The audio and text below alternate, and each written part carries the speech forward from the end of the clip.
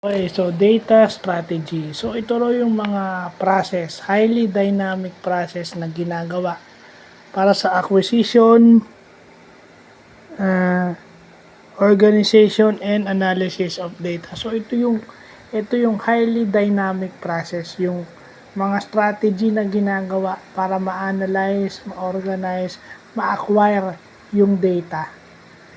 At syempre, ibig sabihin ng ma-organize, ma-arrange, no, pa-process siya into a form na kailangan ng mga taong may kailangan. So, ganun yung term ni Gartner sa data strategy. Well, kahit yung mga process na ginagawa natin na hindi natin nalalaman, data strategy na pala ang tawag.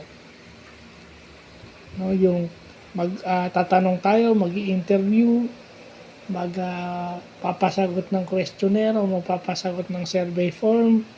That is data strategy. Ngayon, kung paano natin ipaprocess yung sa questionnaire at kung paano natin i-analyze yung mga sagot sa interview ng mga in-interview natin, that is what you call data strategy. Yun na yun. So, mabuti na pag-aralan natin yan. Marami ang ginagawa yan, pero hindi nila alam na ang tawag dyan ay data strategy. Kahit ako. Okay? Kahit ako. Kasi, kung kanina na vlog natin, data literacy. Okay? Yan, kung paano mo naintindihan at paano mo i-analyze yung data. Dito naman, paano mo siya i-gather.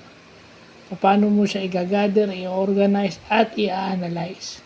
So, in some way or form, pumapasok pa rin yung data literacy. So, yun yung magandang bagay na ating natutunan bago man lang tayo manood ng basketball kasi may laro ngayon. So, yun lang po.